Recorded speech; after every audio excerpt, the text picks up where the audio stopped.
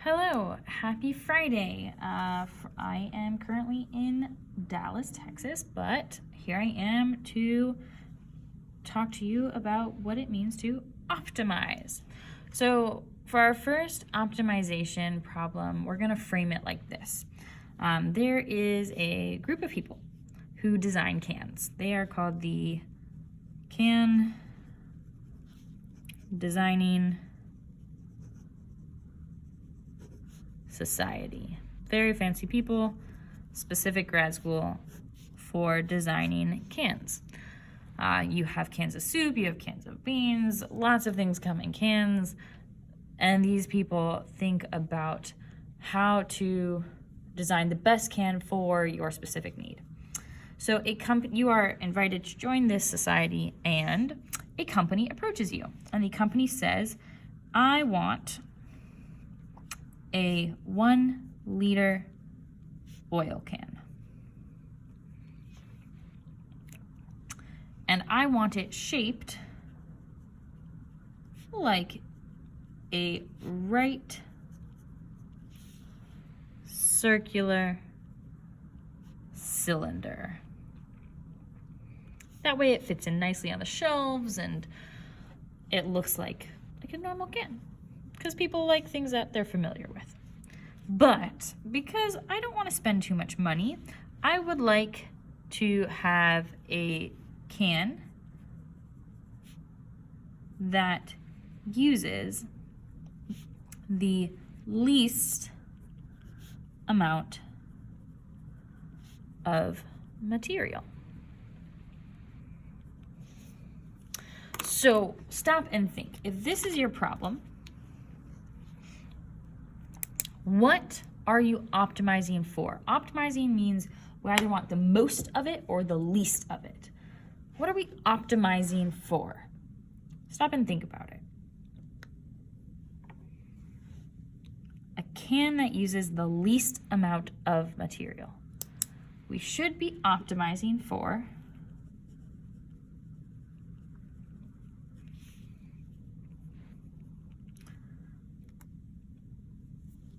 the least amount of surface area of the can. Smallest surface area. So if we can design a can that is 1 liter, that can hold 1 liter of oil, and it's shaped like a right circular cylinder, and it has the smallest amount of surface area, then this company will want to buy our design. So it's time to brainstorm some things that are useful. So first, what is a right circular cylinder? It is your standard cylinder. We know that the volume of a cylinder is pi r squared times the height.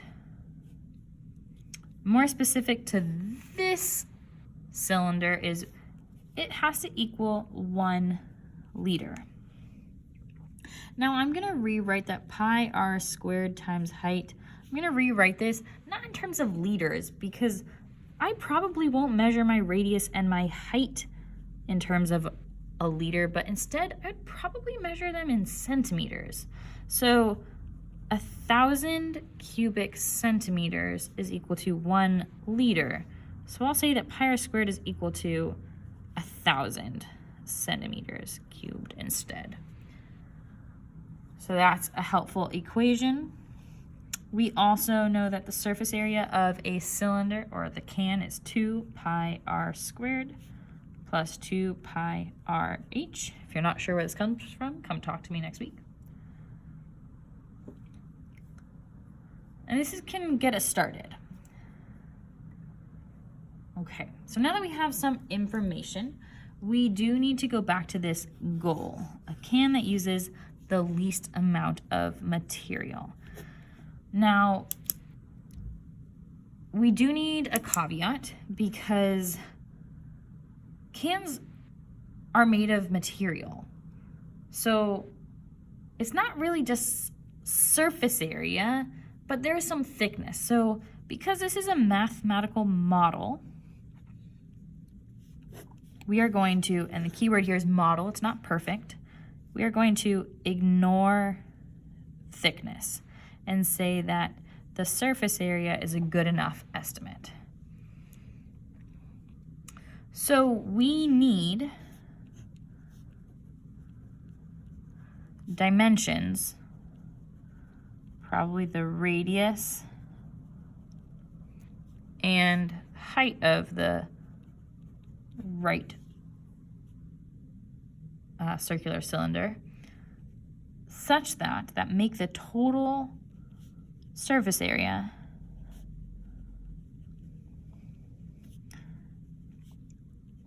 as small as possible, while satisfying 1,000 cubic centimeters is equal to pi r squared times h. So you're going to use these two things. So since we want the smallest area possible, that makes me think of a minimum. If we were to graph the surface area function, we would be looking for where is there a minimum value. That is what we are looking for. We're looking for the minimum here, minimum value. But we have two variables in our surface area equation, and we just want one variable. How do we do that? So we have two variables. We want surface area in terms of just one before we can find the minimum, because if we were to find the minimum by, let's say, graphing surface area, well, what would go on your x-axis, the r or the h? Well, we need just one variable. We need one variable that surface area is depending on. So in order to do this, we're going to use the volume equation. 1,000 equals pi r squared times h. I am going to isolate h and get h in terms of r because I don't want to have to deal with square roots. So I'm going to say h is equal to 1,000 over pi radius squared. Wonderful. Plug this into our surface area equation. And now we have 2 pi r squared plus 2 pi r. Instead of h, we get 1,000 over pi r squared. And again, we're doing this so that we can find a minimum of the surface area in terms of just one variable. Let's simplify surface area out. 2 pi r squared plus 2 times 1,000 is 2,000. Pi divided by pi, that goes away. R divided by r squared, that is left with just an r on the bottom. Okay, here's our surface area equation. And again, we want the minimum value.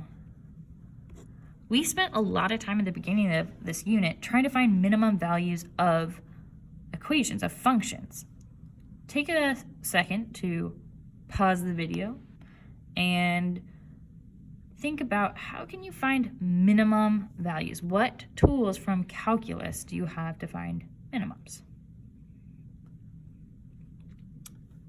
I hope you thought about derivatives. So we are going to use the first derivative and maybe also the first derivative test and maybe also the second derivative to figure out where is there a minimum r, an r value. We want to find an r value that makes your surface area the smallest possible.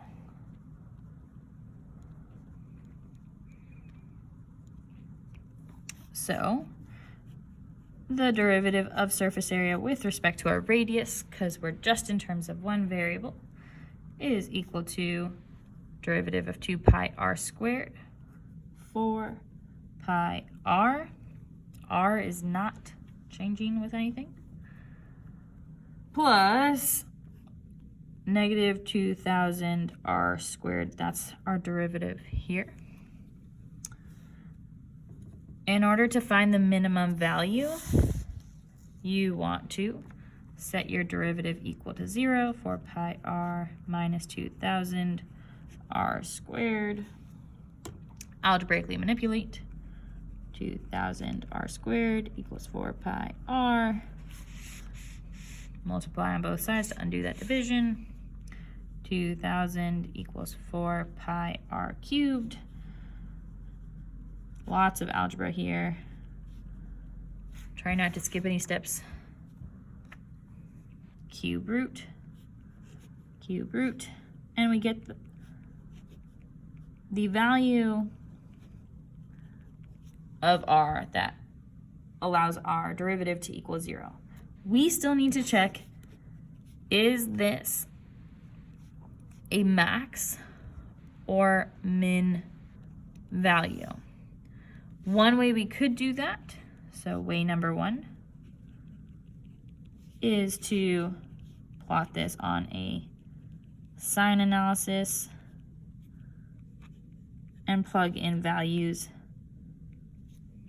to the left and to the right. But I don't really have any idea off the top of my head whether or not, like, what value that is. So instead, way number 2, we use the second derivative to see if concave up or down. If concave up, then it'll be a minimum. If concave down, it would be a maximum, and we would not be able, that wouldn't be what we want. So we're looking, oh, sorry, folks. We're looking for concave up. We're hoping that it's going to be concave up. So when we take the second derivative, d2a dr squared of the original equation here, so we're taking the derivative of this, we get 4 pi plus 4,000 over r cubed. Whew, okay, when we plug in this value for r, we are definitely, this is going to be positive. This is going to be greater than 0. So, concave up, which means, gotta shuffle some papers. This means that r equaling the cube root of 2000 over 4 pi is a value that makes surface area a minimum, which is what we want. We still need h though, because we need the dimensions, sorry you can't see that, of the can that have the smallest surface area but for which volume is still 1,000 cubic centimeters. So we're gonna take that our way back here, this value for h, the relationship between h and r, and we're gonna plug in. So h is equal to 1,000 over pi times the cube root of 2,000 over 4 pi squared. It's not pretty, but those are the dimensions of a can that fit both the volume is equal to 1,000 cubic centimeters and have the surface area a minimum. And we hope that the company wants to buy our design. Okay, on a separate note about optimizing in general is similar to related rates in that these are word problems. And it is probably helpful to draw a diagram and to label all of the given info in terms of variables. Oh, sorry, I'm in my classroom and apparently I've been sitting still for too long. Like I was saying, the given information needs to be translated into mathematical variables. How this is different is instead of solving for a rate, what we want is we're going to use derivatives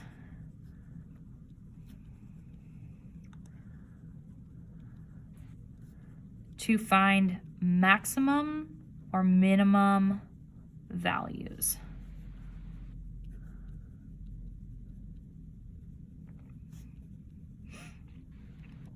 So again, this we want to find rates or use rates to find other info. Here we're using derivatives, namely the first and second derivative tests, to find maximum or minimum values. So this is still about interpreting context, interpreting the questions, and trying to develop a mathematical model and identify where in that mathematical model do you have a max or a min. For example, you might be asked to find a value to price something so that you make the maximum profit. So you're looking to find, what's the word I want here? Dimensions or amounts in order to maximize or minimize a certain aspect.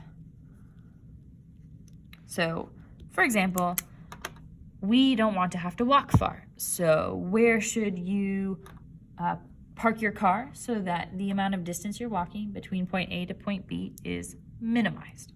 We want to make lots of money. So how would you price something?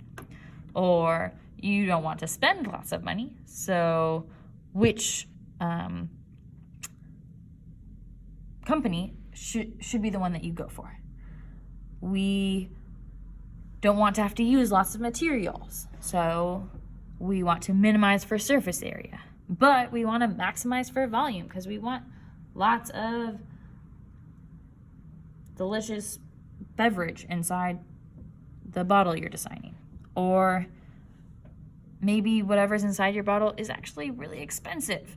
And so you want to design something that's sort of in between, or maybe it's on the smaller side. So these are the types of problems you're going to see is we're really trying to find maximum or minimum values. That's the big idea behind optimization. You're no longer just taking derivatives to find rates, but you're using derivatives to find your maximum and minimum values. Once you have a maximum or minimum value, you are probably going to talk about what dimension or amount should the company have in order to get that maximum value. I anticipate you'll have lots of questions. Please fill out the Google form so that I can prepare class for you next week. Thank you for watching. Enjoy your weekend. Goodbye.